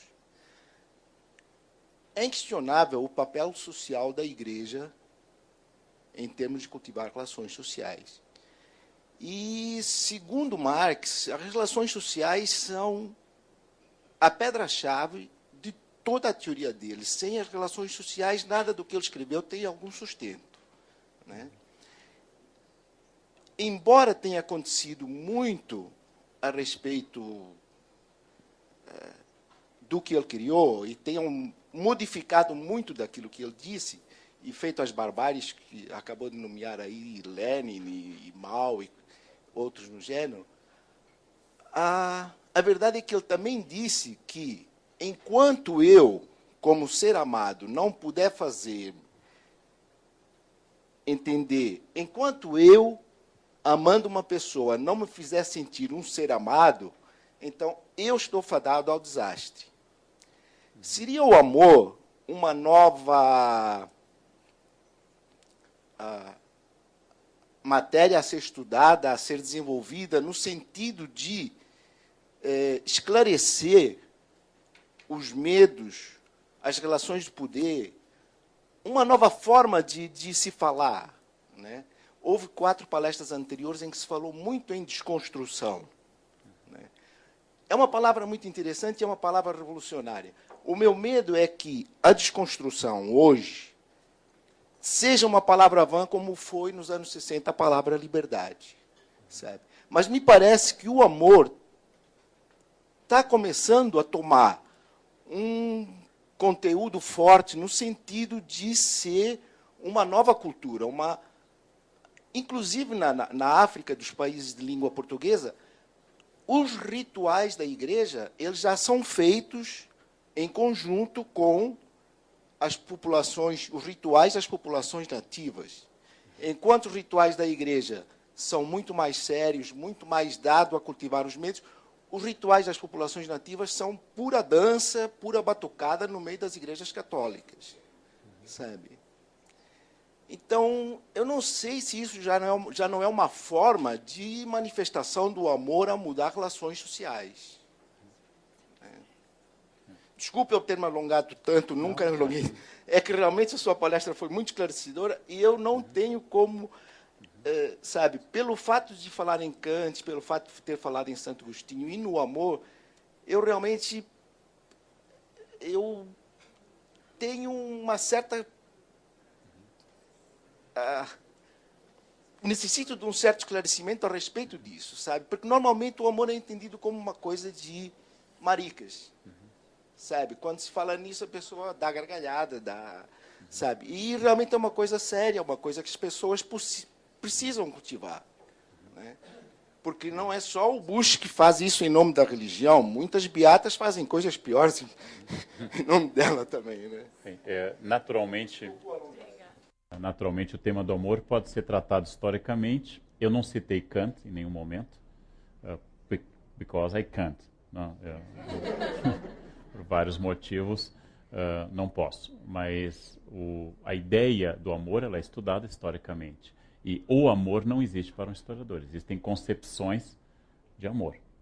Inclusive, uma das obras de caridade corporais, uma das virtudes corporais e espirituais também é corrigir os que erram, em nome do amor, punir os que erram. A sua pergunta toca sobre uma outra questão, que é o medo do comunismo e a ação do comunismo, que produziu uma reação conservadora como o fascismo. Também as duas coisas, tanto o fascismo, ao explorar a neurose coletiva, quanto o comunismo também, são manipulações políticas para produzir um determinado efeito de poder. Eu não concordo com a ideia de que os judeus fossem classe dominante. Eu me refiro sempre a um texto que está no Melhor do Humor Judeu, do Moacir Scliar, que ele fala de 2 judeus da Polônia, que no meio da perseguição nazista, um diz ao outro, eu leio os jornais nazistas. E ele diz, mas por quê? Porque lá diz que a gente domina o mundo, que é rico, que é poderoso, eu me sinto tão bem depois que eu leio esses jornais. Acho que é uma ideia que nasce de algumas fantasias coletivas, como a falsificação dos protocolos Sábio-Sião e outras questões do gênero. Mas eu concordo inteiramente que o amor pode ser estudado, o amor é muito importante. Os rituais xamânicos não são necessariamente rituais apenas de amor. Os rituais xamânicos podem explorar o medo do mal olhado, podem explorar o medo da energia negativa do olhar. Às vezes que eu tive a oportunidade, por exercício interdisciplinar com os alunos da Unicamp, de ir a rituais, por exemplo, de cultos afro-brasileiros, Nem sempre se incentiva apenas o amor e a serenidade nesses rituais. Eu assisti degolação de bode e questões assim que não são propriamente na concepção tradicional, ou seja, trabalhar com medo e trabalhar com amor é um jogo de pica e assopra que é mais ou menos comum a muitas religiões, né? Porque só com amor eu tendo talvez a adocicar demais o discurso, e só com medo eu tendo a não provocar a reação catártica que eu quero com as pessoas. Na verdade, como diz Aristóteles na sua Poética sobre a função da tragédia, repetida de alguma forma na incorporação do gênero evangelho, que é a tragédia da paixão de Cristo, eu devo, através da ideia da dor, atingir a catarse, ou seja, atingir a evolução, entre aspas, para um espírito superior. Isso é presente em muitas religiões. O medo do comunismo, explorado no Brasil com o falso plano Cohen em 37, com a intentona real de 35, ou com a subversão comunista de 64, levantada pelos conservadores. O medo de que os judeus dominassem tudo, ou que os comunistas dominassem, explorado por Hitler e por seus colegas. Todos esses medos são explorados coletivamente para se atingir alguma coisa. Em nome da liberdade, se cometem crimes tão hediondos quanto em nome da ditadura. E, curiosamente, todas as pessoas que matam para produzir um mundo melhor. Matam para que esse mundo melhore e esteja livre dos problemas, seja através da Inquisição, seja através de pogroms na União Soviética, seja através da Revolução Cultural na China, seja através de qualquer discurso fundamentalista, mata-se por amor, com a mesma facilidade com que se mata em nome do ódio. Essa questão é importante e é enorme.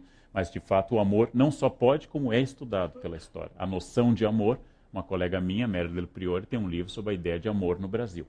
E como se concebe, desenvolve essa ideia de amor no Brasil. O que era amor quando eu fui estudante na década de 60, no interior do Rio Grande do Sul, não é idêntico ao que era amor na escola de hoje.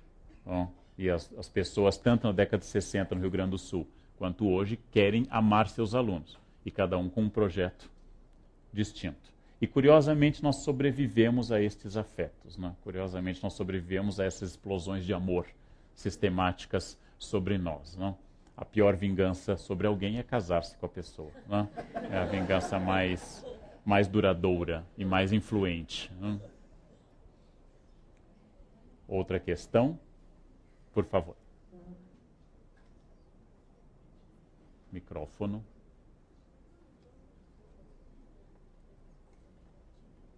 Queria aproveitar a oportunidade para tirar uma dúvida que eu tenho, uma curiosidade, que uma vez conversando assim sobre o medo, né, que outras religiões nos causam, né, uma amiga minha muito engraçada falou assim que ela ficaria feliz se o islamismo dominasse o mundo, porque ela acha a ideia do paraíso islâmico muito legal, né?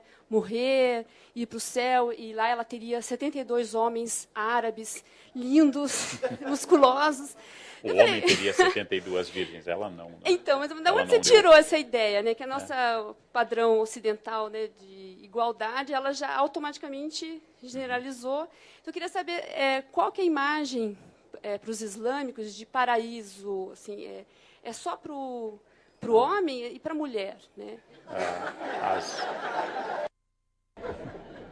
As religiões tradicionais, elas são patriarcais. O islamismo, o cristianismo e o judaísmo são profundamente patriarcais. Você citou com toda razão a surata da vaca no Corão, e da vaca é esse o nome mesmo, não é a surata da vaca, mas eu devo lembrar que tanto no Levítico como no Êxodo há um mandamento claro de Deus dizendo: não cobiçarás a mulher do teu próximo, nem as vacas do teu próximo, nem as ovelhas, nem as cabras, nem nenhuma das coisas de teu próximo. Esse é o mandamento que manda não cobiçar coisas. Eu posso fazer uma leitura Betty Friedan e dizer, bom, se não é para cobiçar a mulher do próximo, é permitido cobiçar o homem alheio. Seria fazer não a hermenêutica cultural. As religiões ocidentais são profundamente patriarcais. Tal como o islamismo concebe um paraíso masculino, o catolicismo jamais ordenou uma mulher de forma ortodoxa e rejeita, inclusive, essa ideia. Ou seja, as religiões são patriarcais. Dentro das religiões patriarcais há uma mística feminina, que pode ser uma Hildegard von Bingen na Idade Média, ou podem ser teólogas feministas dos Estados Unidos que dizem que no momento que, no Ato dos Apóstolos, o Espírito Santo baixou e disse, já não há mais nem gentil, nem judeu, nem homem, nem mulher, a igualdade absoluta diante da graça carismática do Espírito. Ou seja, como eu disse mais uma vez, a religião é polissêmica. Eu posso pegar qualquer coisa da Bíblia e justificar qualquer coisa que eu queira fazer. E usando uma citação deliberadamente maliciosa, a Bíblia diz num salmo, Deus não existe. Eu posso tomar do salmo, Deus não existe, é uma frase da Bíblia. E logo diz no versículo seguinte, diz o insensato no seu coração. Ou seja, se eu quiser citar a Bíblia assim, como se dizia antigamente, o demônio cita a Bíblia a seu favor. Eu posso pegar absolutamente tudo porque o texto é polissêmico, seja no Corão, seja na Torá, seja no gênero evangélico, que é um gênero novo na literatura. Ou seja, eu posso, de fato, se o desejo do paraíso é o desejo sobre a expansão religiosa, o que eu recomendaria à sua amiga não é o islâmico, mas é o chinês. O paraíso chinês é o mais vasto, mais complexo e mais variado e o menos entediante de todos os paraísos. O paraíso católico de tocar harpa olhando para Deus o resto da eternidade provoca LER, lesão por esforço repetitivo, porque é uma eternidade tocando harpa. Na verdade, o paraíso chinês é o mais elaborado, e o inferno chinês também é o mais elaborado de todos. Né? Então, não o islâmico, porque afinal, 72 virgens. Como se explica a um jovem a noção de virgem? Não tem a menor ideia do que seja isso. É preciso ter a minha idade para lembrar uma coisa dessa. Ou seja, como eu explico algo disso? É um paraíso fruto de uma concepção religiosa daquele momento. Imagina se Mohammed, chegasse aos beduínos do século VII e desse a noção tomista de paraíso. Sigam a minha fé e vocês terão perfeita integração unitária com a essência divina. Não faria sucesso nos oásis dos beduínos. Né?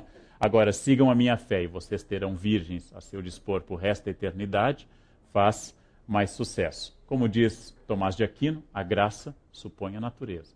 Ou seja, Deus se manifesta historicamente e, como reconhece Jesus no Evangelho, Moisés disse aquilo que podia haver de vós pela dureza do coração dos vossos pais. Ou seja, os próprios religiosos reconhecem que a revelação divina se dá por etapas históricas. Quando eu era criança, diz Paulo, eu vivia e sentia coisas de criança. Agora que eu sou adulto, eu vivo e sinto coisas de adulto. Ou seja, a revelação também se dá num sentido histórico. Que a religião sobreviva a estas descrições, eu posso tomar Maomé como líder pacifista, e posso tomar o livro Infiel, de uma escritora da Somália, que denuncia o islamismo como patriarcal, violento, especialmente na barbárie para o ocidente da extração do clitóris feminino. Ou seja, eu posso tomar a mesma religião como fonte dessas duas coisas. Outra questão?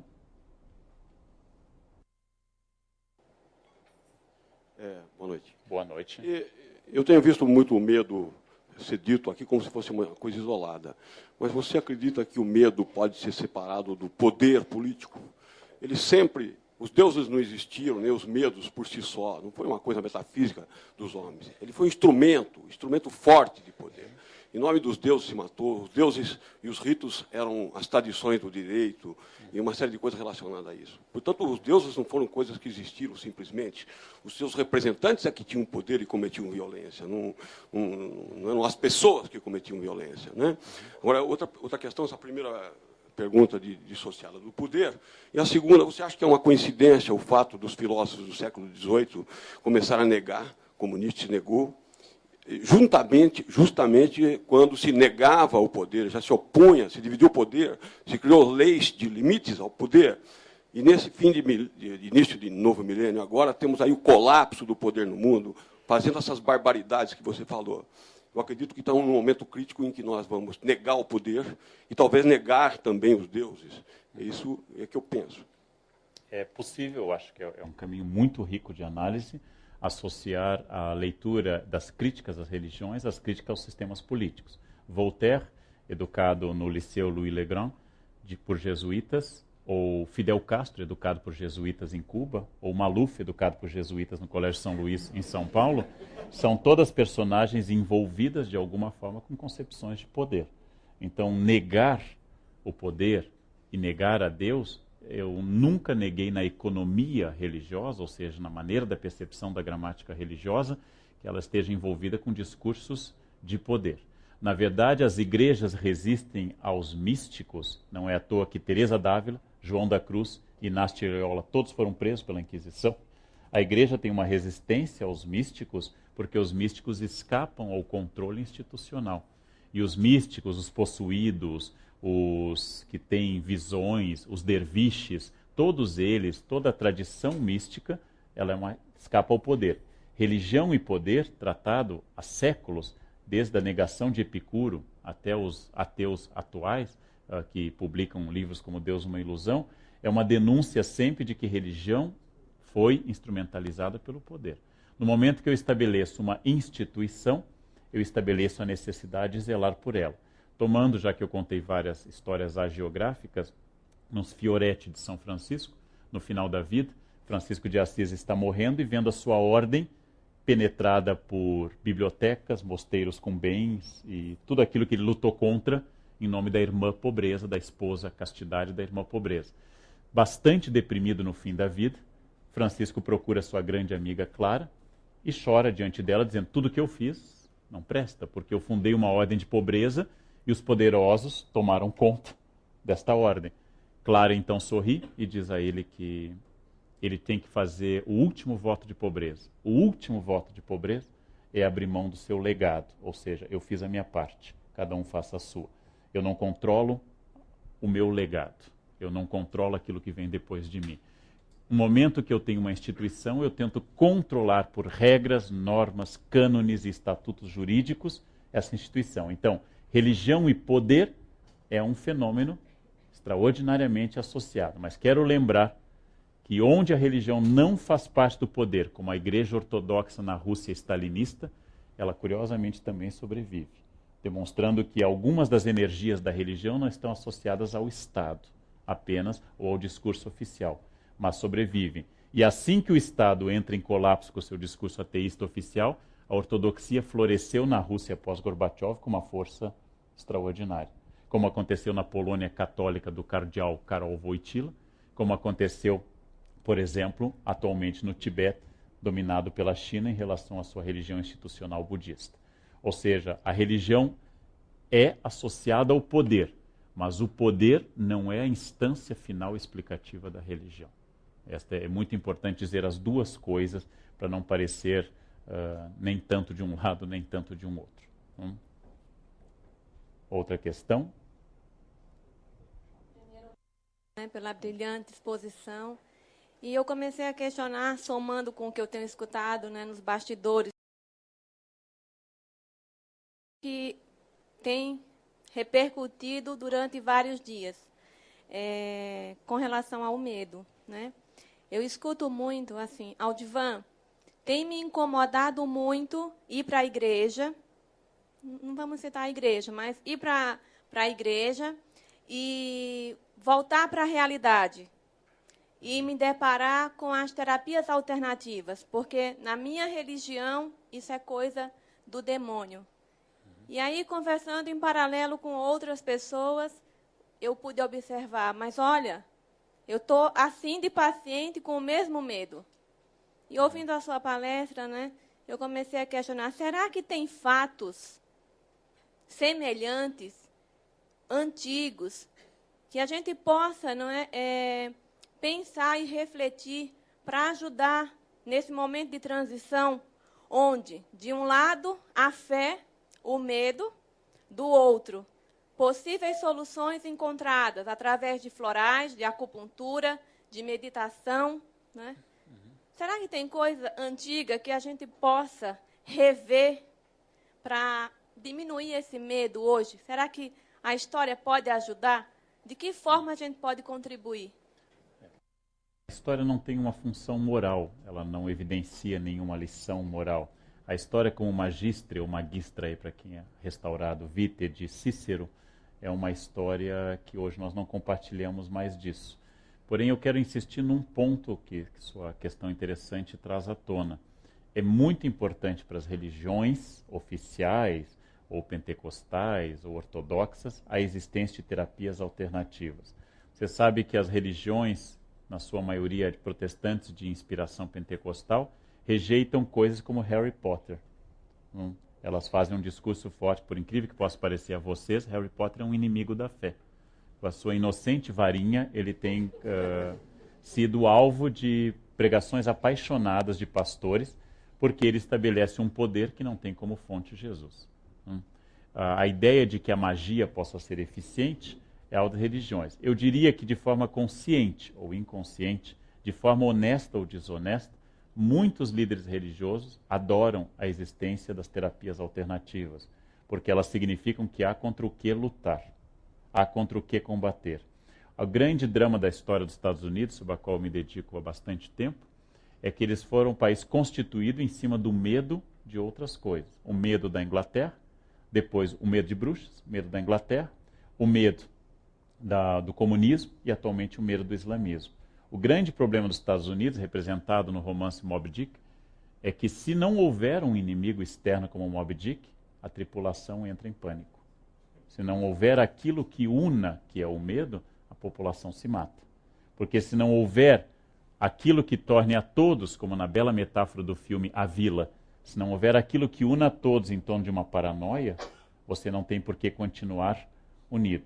E nós precisamos sistematicamente insistir no medo, que pode estar contido no inocente floral de Bach ou no Harry Potter. Nós temos que insistir no medo, porque sem ele eu não consigo produzir muita coisa. E volto a dizer, o medo não é só algo negativo. Se nós não temêssemos o perigo, nós teríamos morrido há muito tempo. As pessoas loucas ou totalmente perturbadas, elas não têm medo das coisas. Andam pacientemente no meio do trânsito, por exemplo, e essas pessoas, por não terem medo, com frequência se machucam. O medo é também uma estratégia de sobrevivência. As pessoas prudentes são pessoas medrosas. Pessoas que têm medo têm cópia das chaves. Pessoas que temem têm 2 cópias da chave do carro. E assim por diante. O celular faz sucesso porque ele explora o medo das pessoas. Eu quero saber onde fulano está. E essa coleira eletrônica produz acalmar o medo. Quando eu puder ver, tiver um GPS e o celular, eu vou produzir a fantasia de que então eu tenho controle e não tenho medo. E um artigo saído hoje mostra como isso está aumentando o câncer, o uso do celular. Logo, eu vou ter medo do câncer. E assim é uma cadeia infinita que nos faz permanecer nesse planeta. Apesar de ser essa primeira geração que tem chance de um suicídio global. Ou seja, nós somos a primeira geração que pode encerrar essa nossa angústia de alguma forma. E estamos nos esforçando a esse respeito. Outra questão? Boa noite. Boa noite. Eu queria que você comentasse um pouquinho como o medo, como essência da religião, trabalha como um obstáculo no desenvolvimento da ciência, no decorrer da história e nos dias de hoje, por exemplo, como o medo de desenvolvimento de um clone, mapeamento genético, esse tipo de coisa. Não interpreto exatamente o medo como essência da religião, porque eu acho que para existir essência tem que haver algo mais metafísico, mas que a religião trabalhou bastante com o medo. E volto a dizer que uma das bases do pensamento científico contemporâneo é o átomo. O átomo, criado por Demócrito, descrito no século XX, etc., nunca foi visto. O átomo é uma abstração, do qual nós supomos que seja, e damos nome às suas partículas.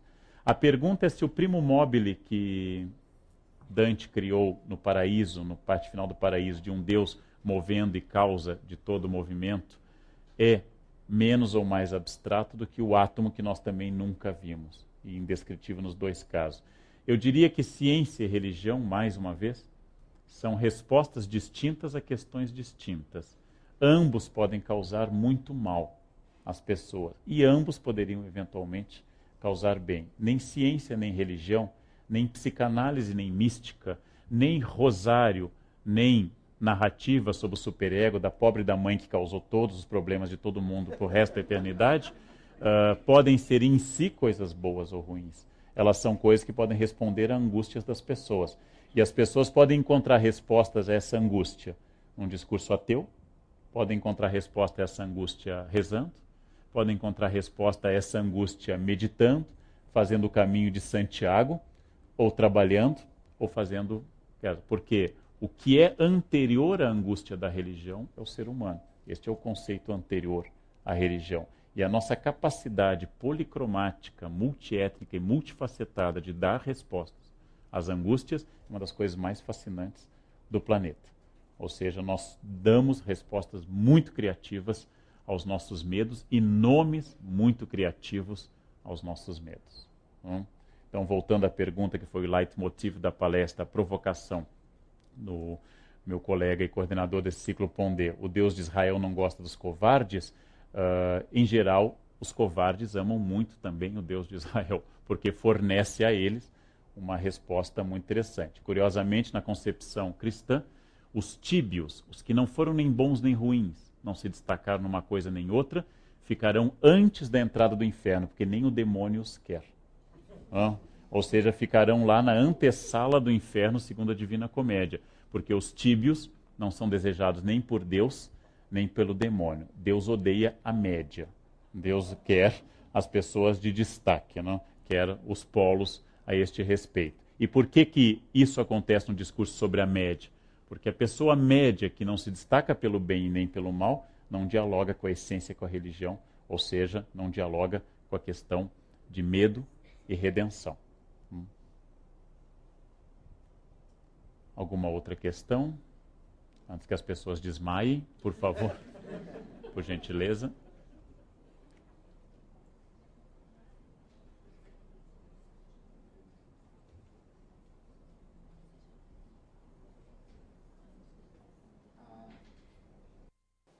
Na palestra passada, ficou uma ideia que o palestrante não quis passar de que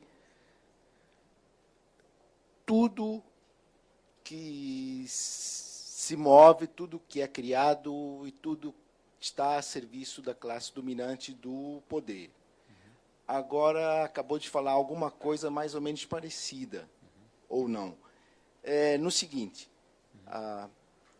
essa ideia de que a pessoa que fica na média não serve a Deus nem ao demônio, não é senão aquela ideia de que da competição capitalista, que ele tem que ser o bom, tem que ter 10 mestrados, tem que ter 20 faculdades, tem que, de criar sempre uma competição em busca do melhor e viver todo mundo nessa esquizofrenia sem ter tempo para curtir a vida. Sem sombra de dúvida, o capitalismo é um fenômeno fundamental, mas o pobre do capitalismo, com sorte, é algo de alguns séculos. Se nós datarmos da Revolução Industrial, ele é um jovem de 300 anos. Estou falando de religião, ou seja, algo de milhões de anos, ou pelo menos dezenas de milhares. Como eu escrevi num artigo que vai sair na revista super interessante sobre o funcionamento do Vaticano, o encerramento, eu escrevi sobre o Vaticano de Bento XVI. Bento XVI tem o olhar meio blasé, meio erudito, porque quando ele vê os críticos e todos esse universo, ele lembra que antes do capitalismo, antes de tudo isso, existiu e existe, por exemplo, a igreja. E antes da igreja existem as religiões, antes da própria igreja católica. Ou seja, tem olhado, como se diz com frequência, com uma certa altitude diante desses problemas. De fato, o capitalismo é fundamental hoje, mas as questões que nós estamos discutindo sobre o medo existiam no feudalismo, existiam no modo de produção escravista, se eu utilizar a linguagem marxista, existem em muitas sociedades e funcionam de muitas formas. E volto a dizer, o capitalismo é muito importante para entender certos discursos religiosos, mas os discursos religiosos são anteriores ao capitalismo.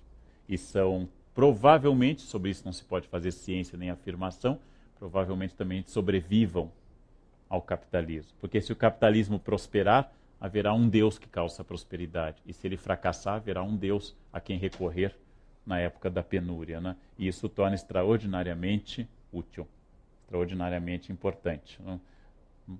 Professor Pondé, Selafan. Eu queria te fazer uma pergunta final. Primeiro eu queria agradecer você pelo show. Tá? É assim, maravilha.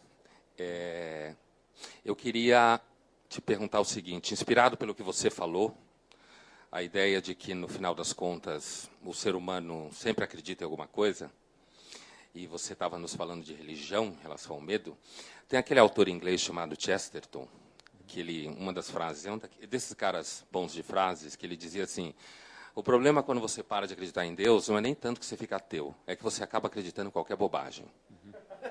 Né? Então, eu acho que isso tem a ver com um trecho da tua fala hoje, com relação à coisa de que dogmatismo negativo, ateísmo acaba sendo, de alguma forma, um dogmatismo negativo. Então, assim, o módulo ele foi pensado exatamente como uma agenda para o medo, quer dizer, como é que a gente pode pensar o medo hoje? E, no primeiro momento, a ideia era falar, olha, o medo é estrutural. Eu acho que você trouxe isso de volta hoje. Né? O medo é estrutural. Está na própria condição humana. O ser humano tem medo porque ele está na cadeia alimentar. Pouco importa o que você acredita, daí a gente inventa a vida eterna, continua tendo medo. Depois, a gente foi para o Nietzsche, com Jacóia, e a ideia de que, no Nietzsche, que você citou também hoje, até parece a coisa do Deus de Israel. Se o Deus de Israel não gosta de covarde, Nietzsche tampouco. Né?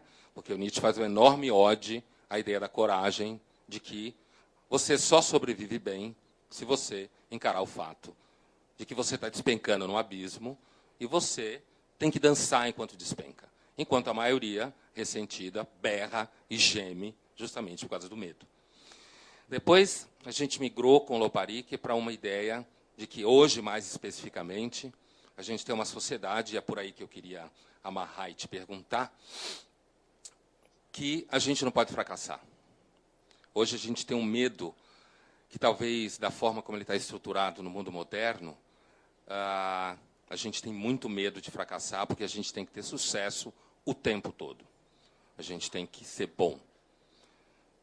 Como ser humano, como profissional, como marido, como mulher, como amante, como pai, como mãe, como filho, como eleitor. Tem uma série de esferas que a gente tem que ter sucesso. E cada vez mais a competição é violenta, e aí vem esse medo novo, porque, no fundo, o ser humano não pode repousar. Então, o que eu queria te perguntar é o seguinte.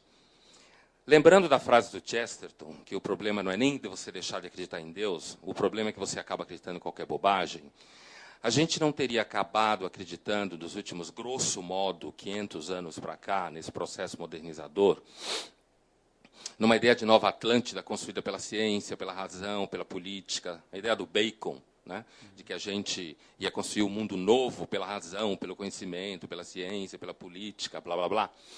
Então, nesse sentido, será que a gente não teria acabado acreditando num monte de bobagens?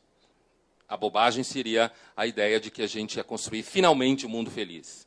Com Deus ou sem Deus, o homem não acaba sendo sempre meio infeliz, porque a vida é muito dura. E aí o que eu pergunto para você é o seguinte: se a gente resumir essa ópera dizendo que os últimos 500 anos têm sido atormentado pela ideia de que a gente vai construir a felicidade finalmente, racionalmente, tecnicamente, politicamente, o que você acha que seria o novo tipo de medo que só o moderno tem? Ou você acha que... falar isso. O que você acha que seria viável levantar a ideia de que a nossa obsessão pela felicidade sistemática, administrada, que a gente vive hoje, ainda que na pós-modernidade cada um acha que descobriu a sua nova fórmula de felicidade e recuse as grandes teorias de felicidade, você não acha que seria um medo típico nosso redescobrir que, no final das contas, a felicidade é uma coisa que acontece quando você não está prestando atenção nas coisas? Implicitamente, Pondé, pensar que, por exemplo, que o homem medieval fosse menos temeroso do que o homem moderno, ou colocar sua segurança num Deus mais estável que um Deus moderno ou do que a ciência moderna. Eu acho que, na história do medo de Delimot, ele ressalta bem que um mundo com medo do fim do mundo, seja provocado por Deus ou pela bomba atômica, ou provocado pelo aquecimento global, que afinal vai cobrir todas as cidades litorâneas, o rio vai ficar debaixo d'água, né? Nada é perfeitamente negativo, então, nesse aspecto, São Paulo vai ganhar litoral, enfim, a cidade de São Paulo, que todas essas questões são questões da nossa, hoje, incapacidade de ter na ciência a crença que o século XIX teve. Afinal, se é possível perguntar, como você já tornou tema de curso também, tomando essa frase que não é sua, mas que você desenvolveu também, se é possível acreditar em Deus depois de Auschwitz, é também possível perguntar se é possível acreditar na ciência depois de Hiroshima. E se é possível acreditar em todas essas questões, porque, na verdade, eu acho que a crença de que nós podemos administrar a felicidade é uma crença fracassada, como toda crença utópica. Porém, sem utopia, sem pensar num mundo menos injusto, ou sem pensar num casamento mais perfeito, eu não consigo reformar o meu, eu não consigo melhorar o meu. A função que Tomás Moros deu à Ilha da Utopia, quando Rito Deu apresenta a ilha, não é exatamente mostrar uma sociedade perfeita, mas é corrigir a inglesa. Então, o grande problema hoje é o esvaziamento de utopias, porque afinal Deus morreu, Marx também, e eu não estou me sentindo muito bem, como se disse com frequência. Ou seja, eu não posso oferecer a teocracia como solução, não posso oferecer o paraíso socialista, não posso oferecer, porque afinal o socialismo parece florescer hoje apenas na Coreia, em Cuba e nos diretórios acadêmicos de humanas. Ele parece ser um fenômeno bastante isolado, e as teocracias religiosas demonstraram um grau de intolerância e de violência extraordinário. A grande diferença que a sua pergunta toca é que nós não temos mais capacidade de acreditar em sistemas unificados, sistemas totais, sistemas absolutos, e nós procuramos essa solução atomizada, vascularizada, capilarizada, de cada um encontrar o seu caminho. O que é curioso é que, segundo uma pesquisa que eu li numa revista de divulgação nacional, nós somos a geração que mais acredita na salvação da alma. Perguntado aos brasileiros se acreditavam que iam para o paraíso, mais de 96% dos brasileiros disseram que mereciam o paraíso. Por vários motivos não explicitados, nós nos achamos mais seguros de que Deus nos ama do que Deus vai julgar. Bastaria perguntar aos religiosos, e certamente há aqui religiosos, se alguém acha que vai para o inferno. Essa pergunta, se eu fizesse como São Bernardo no século XII, a maioria acharia que sim, para não cometer o erro da vanitas, o erro da vaidade, da soberba. E se perguntasse nessa sala, quem daqui acha, sendo religioso, que vai para o inferno? Talvez por timidez ou por convicção ideológica, ninguém levantou a mão. Ou seja, nós temos hoje uma crença que, voltando ao livro do Keith Thomas, a crença na autoajuda e a crença no reforço do eu substituiu vários dos medos antigos. Logo, deve apenas ser falta de esforço pessoal essa questão do medo. Ou seja, eu tenho que acreditar em mim. Eu diria que nós tentamos substituir a crença em Deus pela crença no poder do indivíduo. E as duas coisas são problemáticas. E as duas se manifestam problemáticas. E eu concordo inteiramente com a sua questão de que o medo é estrutural na nossa cultura e conviver com o medo é a melhor maneira de enfrentá-lo. Afinal, se, como dizem alguns psicanalistas, a psicanálise não é em si terapêutica, mas trata-se de identificar as forças que me angustiam, eu também poderia dizer que no momento que eu reconheço que eu tenho medo de envelhecer, agora é tarde no meu caso, mas certamente os jovens têm algum medo de envelhecer, se eu tenho medo de falhar, se eu tenho medo de passar fome, ou se eu tenho medo da violência, isso é uma maneira de eu dialogar e denominar os meus demônios. E voltando ao Evangelho de Marcos, uma vez que eu sei o nome do demônio, ele se chama legião, eu posso expulsá-lo, ou pelo menos conviver com ele. Então, já que a redenção é um desejo e não uma realidade. Acho que com isso encerramos, Pondé. Era isso. Então, muito obrigado pela atenção de vocês. E voltem sem medo para casa. Obrigado.